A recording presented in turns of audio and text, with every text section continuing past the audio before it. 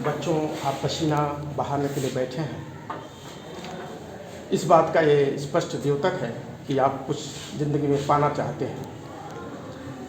आज के बच्चे पसीना में बहाएं और शांत होकर के यहाँ बैठे हैं, इसका अर्थ हुआ ये आपने सिद्ध कर दिया कि आप बहुत कुछ इस दुनिया में करना चाहते हैं।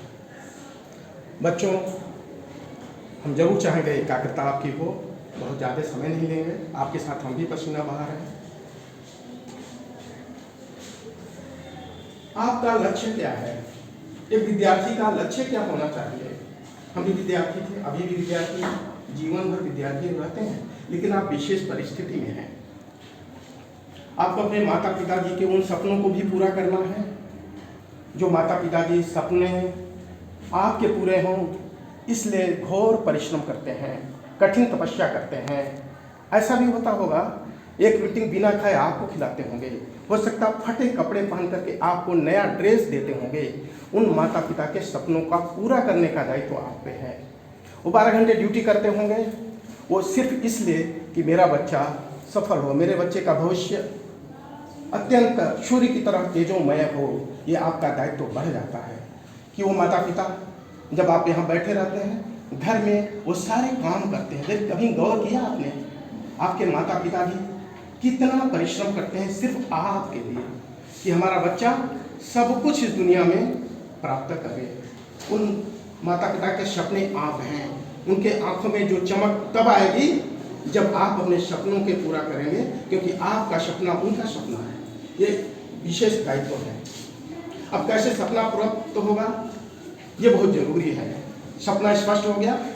माता पिता का सपना है कि आप बहुत बड़ा सपना प्राप्त करें, आप बहुत बड़ा उपलब्धियां अर्जित करिए। उन सपनों को पूरा करना आपका दायित्व है, क्योंकि आपका सपना उनका सपना हो गया। और आपके सपने को पूरा करने के लिए आपके लिए माता पिता क्या क्या करते हैं, जरा एक क्षण के लिए कल्पना कर लीजिए कि आप माता पिता 24 घंटा आपके लिए क्या क्या करते होंगे। जरा एक क्षण के लिए कल्पना करिए। और मैं आग्रह करूंगा कि शाम को सोते समय, सुबह उठते समय 10 सेकंड ही अपने माता पिताजी को स्मरण करिए, वो आपके लिए क्या क्या करते हैं, कितनी मुसीबतें झेलते हैं। तो वो सपना आपका हो गया। ये सपना अब पूरा कैसे होगा? आप ध्यान दीजिए, कोच बहुत महत्वपूर्ण है। आपके आदरणीय गुरुजन वृंद आपके कोच हैं। आधुनिक भाषा में बोले, आपके गुरुजन वृंद, आदरणीय गुरुजन वृंद, और आप भाग्यशाली हैं कि आदरणीय श्रद्धेय पूजनीय प्रमोद चौबे साहब जैसे कोच मिले हैं, रिस्पेक्टेड टीचर मिले हैं। आप भाग्यशाली हैं। आपको क्या क्या चीजें उपलब्ध करा दी जाए कि आपके भविष्य उज्जवल हो जाए, आप उस विचार से अत्यंत ऊर्जावान हो जाए। आप भाग्यशाली हैं। तो एक कोच की आवश्यकता होती है, रिस्पेक्टेड टीचर की आवश्यकता है, जो सारे ज्ञान आपको देंगे। आपको जीवन में आकाश से भी 2 कदम, सूर्य से भी तेज चलने वाला, पृथ्वी से भी महान, समुद्र से भी गहराई आपके जीवन में आए, वो कोच ही करेंगे, वो आदरणीय आपके गुरुजन वृंद करेंगे।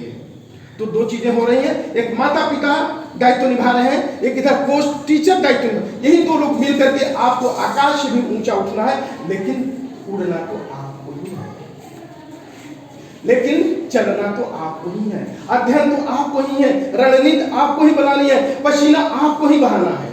लेकिन पसीना क्या है? जरा देखिए, वो मजदूर जो 12 घंटा धूप में मकान बनाता है, कितनी तपस्या बनता हो सकता है दोनों में 3 भोजन न मिलता हो, वो मजदूर तपस्या कर रहा है। आपको तो पंखे के नीचे मिलते हो, दोनों में 3 माँ खाना बना, तो हम उतना तपस्या नहीं कर रहे हैं। फिर भी उस तपस्या में हमें बहुत कुछ प्राप्त करना है। अब कोच की जरूरत होती है। एक तो उदाहरण देना चाहेंगे, पूज्य भगवान जी, भगवान श्री राम जी के कोच कौन थे? विश्वामित्र जी। उनके गुरु विश्वामित्र जी, उनके रिस्पेक्टेड सर थे विश्वामित्र जी। भगवान श्री राम के गुरु विश्वामित्र जी थे। उन्होंने ऐसा कोचिंग दिया, उनको उस सारे नीतियों रणनीतियों से इतना शक्तिशाली बना दिया, अस्त्र शस्त्र सुसज्जित कर दिया और ज्ञान दे दिया कि आपको पूरे मानवता के लिए कार्य करना है। और भगवान राम लक्ष्मण जाते थे जंगल से, पेड़ तने ले आते थे, लकड़ियां आते थे, अपने गुरु जी के लिए भोजन बनाते थे। आपको वो भी नहीं करना है कि अपने गुरु जी को आपको लकड़ियां ले आके भोजन बनाना हो, लेकिन भगवान श्री राम जो भगवान जी थे, अपने गुरु विश्वामित्र जी के लिए वो भोजन बनाते थे, और गुरु जी उनको फिर गुरु जी के मार्गदर्शन से, उनके कोचिंग से, उनके टीचिंग से भगवान राम बन गए। जरा कल्पना करिए, इस चीज को हम चाहेंगे, आपकी एकाग्रता पूर्णता खींचना चाहेंगे कि भगवान राम उस रिस्पेक्टेड टीचर गुरु विश्वामित्र जी के मार्गदर्शन में अपने को पिरो दिया, अपने को डुबो दिया, अपने को खपा दिया। उनको मालूम था कि वो मानवता के पुंज बनने वाले हैं। उनको स्मरण था कि एक सही गुरु जी के हम मार्गदर्शन में है, यही से हमें सब कुछ प्राप्त होने वाला है। इसलिए विश्वामित्र जी के मार्गदर्शन में रहे, उन्हीं के अनुशासन में एक शब्द भी अपनी बुद्धि नहीं लगाया। जैसा उन्होंने कहा, फिर उन्होंने क्या किया? रावण का संहार किया, सारे राक्षसों से मुक्त कर दिए। वैसे ही आगे चलते हैं।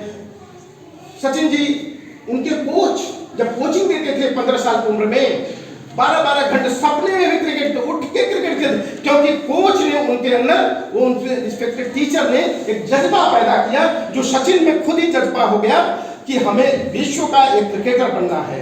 अब आपको भी एक क्रिकेटर बनना है, यानी आपको विद्यार्थी बनना है। ये तय कर सकते हैं क्या कि हर सब्जेक्ट में 100% नंबर लाएंगे? ला रहे हैं ना लोग, अभी हाई स्कूल परीक्षा हुई, रिजल्ट आ रहे, 100%, हर विषय में 100%। अब ये एक सपना हो सकता है क्या?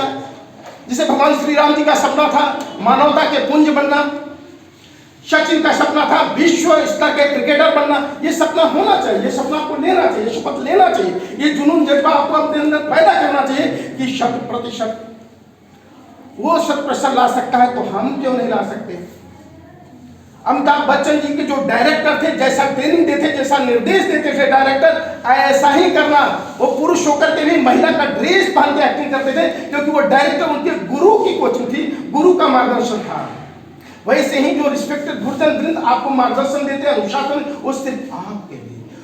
आदरणीय रिस्पेक्टेड गुरुजन वृंद का एक ही सपना है कि हमारा बच्चा नाम रोशन करे, सिर्फ जिले में नहीं, पूरे देश में विश्व स्तर पे नाम रोशन करे।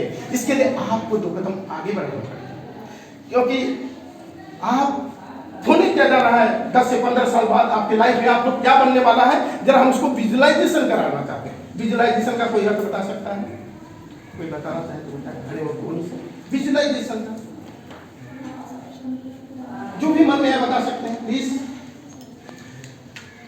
आप पिक्चर देखते होंगे, ये कल्पना करिए, पिक्चर कोई इधर देखे होंगे, है ना? देखिए कि एक पिक्चर जैसे मन की आंखों से देखिए, मन की आंखों से चलचित्र को देखिए, उसको बोलते हैं विजुअलाइजेशन। विजुअलाइजेशन करिए 10 से 15 साल बाद आप क्या बनने जा रहे हैं। 2 तरह की धाराएं हैं, एक सक्सेसफुल, एक अनसक्सेसफुल। एक ऐसा जो डॉक्टर, इंजीनियर, ऑफिसर, गाड़ी motor, IAS PCS successful person, दूसरा मजदूर, दीनहीन, गरीब, भिखारी। 2 प्रकार के लोग हैं। 10 से 15 साल बाद ये प्रैक्टिकल आपके सामने होने वाला है। अब ये 2 में से एक चयन करना है। ये थोड़े से समय की तपस्या, जिसको तपस्या हम नहीं कहते, बड़ा ही मनोरंजन, अपने पढ़ाई को मनोरंजन का रूप ले लीजिए, पढ़ाई को मनोरंजन कर लीजिए। क्रिकेट आप देखते हैं, खेलते हैं, 8-8 घंटा खेलते हैं धूप में, थकते नहीं, क्यों? उसको आप मनोरंजन मानते हैं, उसको खेल मानते हैं। पढ़ाई को एक खेल मान लीजिए, आपको थकना नहीं होगा। तो 2 घटनाएं घटेगी, एक विचारधारा ऐसी होगी, एक प्रकार का जीवन ऐसा होगा जो मजदूर, दीनहीन, कष्ट, दूसरा IAS PCS officer, doctor, engineer, Mukesh Ambani, Anil Ambani, गजब के मुख्यमंत्री, प्रधान। 2 तरफ उसके लिए ज्ञान आवश्यक है। जीवन में ज्ञान आवश्यक है। ज्ञान की पहली सीढ़ी है कि 100% नंबर आपके पास चाहिए। ऐसा तो नहीं है हम सीधे 100वीं सीढ़ी पे, पहली सीढ़ी, दूसरी सीढ़ी, तीसरी सीढ़ी। ये आपको 6 महीने में क्या 100% एक सपना तय करें, एक लक्ष्य तय करें। अब उसके लिए डॉक्टर, अपने रिस्पेक्टेड गुरु जी का मार्गदर्शन मिले, माता पिता जी का। ये शाम सुबह याद रहे अपने पर्स में। तो विद्यार्थी को मेरे पास मेरी जानकारी में तो पर्स होना नहीं चाहिए, अपने जेब में रख लें, घर पे रख के सुबह दोपहर शाम स्मरण करें कि हमें 100% लाना है। लिख दीजिए, 100 में 100 विषय में जाने हैं। गुरु जी का जो अपने रिस्पेक्टेड सर मैडम है, रिस्पेक्टेड गुरुजन वृंद है, उनका हमें मार्गदर्शन देना है। वो पूरे अनुशासन में ही रहना है। अब क्या होगा, आप देखते हो एक रणनीति भी आवश्यक है। जैसे हम क्रिकेट खेलते हैं तो एक जो है रणनीति होती है कैप्टन की। कौन बॉलिंग करेगा, कौन बैटिंग करेगा, कैसे करना, सामने वाले को देख करके उसकी वीडियो देखता है, फिर अपनी नीति बनाता है, फिर विजय होता है, कभी हारता है, कभी जीतता है, लेकिन लगे रहता है। ऐसा कोई क्रिकेटर है क्या जो हर समय छक्का लगाता हो, हर समय 100 रन बनाता है? 99 पे भी आउट है, 100 पे 0 पे भी आउट है ना सचिन। अच्छा, अमिताभ बच्चन की सारी पिक्चर एकदम क्या बोलते हैं उसको, हिट होती है, ऐसा नहीं ना, बहुत सारी फ्लॉप हुई है, लेकिन वो डटे रहे, जुटे रहे, लगे रहे। अगर वो सचिन हट जाते, अमिताभ बच्चन हट जाते, जो भी सक्सेसफुल पर्सन है हट जाते, तो वो कहीं का ना होते, लेकिन लगे रहे, डटे रहे, जुटे रहे। वो असफलता सफलता का अंग है, असफलता सफलता के लिए आवश्यक है। एक उदाहरण से भी बात और स्पष्ट हो जाएगा। आप देखते होंगे एक छोटी सी दूब है, एक छोटी सी घास है, जरा देखिए, कभी कल्पना किया, घास फूल नरम होते हैं, बड़े कोमल होते हैं, लेकिन जब वो जमीन होते हैं कितनी कठोर भूमि को तोड़ते हैं, कितने कठोर पत्थर को तोड़ते हैं। जरा उनको ऊपर आने के पहले जरा उनकी मनोभूमि देखिए कि कितना कठोर लड़ाई लड़ते होंगे। कितने घास तो मर जाते होंगे, कितने फूल तो मर जाते होंगे, लेकिन बहुत सारे पौधे, बहुत सारे फूल उस कठोर भूमि से, न उस समय उनको पानी मिल रहा, न सूर्य की रोशनी मिल रहा, न कोई माली है, लेकिन वो स्वतः पत्थर से लड़ करके ऊपर आते हैं। फिर वो पुष्प होते हैं, वो भी भगवान के चरणों में वो पुष्प समर्पित होता है। बड़े बड़े लोग उसकी पुष्प की माला पहनते हैं। ये कैसे हुआ?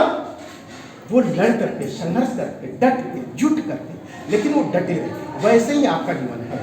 विद्यार्थियों के लिए यह आवश्यक है कि आपको डटे रहना है। अब ये 100% क्या होगा, कैसे आएगा?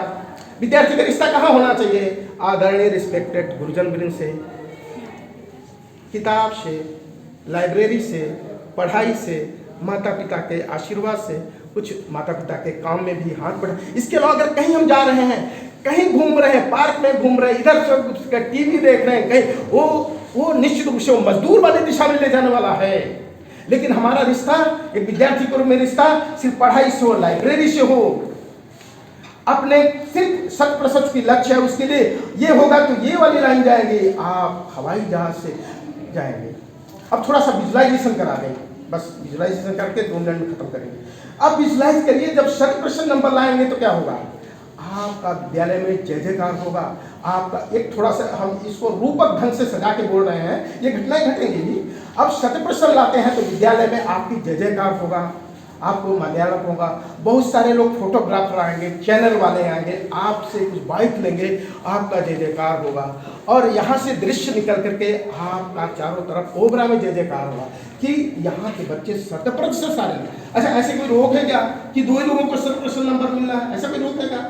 सारे लोग पा सकते हैं। 100% जितने बच्चे चाहे सब कर सकते हैं। अब जब घर जाएंगे तो माता पिता, गांव, कॉलोनी, मोहल्ले के ढोल मजारे के साथ फूल से वर्षा करेंगे, माला बनाएंगे। जब आप 100% नंबर लेके जाएंगे, कितना आपका स्वागत होगा। माता पिता गर्व से चारों तरफ कहेंगे कि मेरा बेटा, मेरे बेटी 100% लाएंगे। अब जो गांव वाले आपका सुनेंगे, जहां गांव होगा, पूरा गांव एकदम सज जाएगा, पूरे गांव में हर्षोल्लास होगा, एकदम उत्साह होगा कि मेरे गांव का लाल, मेरे गांव का बेटी 100% नंबर आई है। वो गांव में आपका चारों तरफ होगा और बहुत सारी सरकारी योजनाओं का लाभ मिलेगा। आपके फोटो छपेंगे पेपर में, आपका चैनल मीडिया में आएगा। जब जरा विजुलाइज करिए, जब आप 100% लाएंगे तो ये घटनाएं घटेगी। लेकिन थोड़ा सा निगेटिव विजुलाइज करना भी जरूरी है। अगर हम फेल होते हैं तो क्या होता? बाप बोलेगा किसके साथ बैठ रहे हो? फिर नहीं, उसके साथ नहीं बैठना। इंटेलिजेंट बच्चा भी नहीं बैठेगा, फेलियर के साथ कोई नहीं बैठता। मोहल्ले में ओ अच्छा वो फेलियर वाला जा रहा है, अच्छा तो फिर क्या होगा? जरा देखिए, तो दोनों विजुलाइज करना है। हमें ये विजुलाइज करना है कि ये चीजें अपने आप हट जाएंगी। अब बस अंतिम बात करके अपनी बात खत्म करेंगे।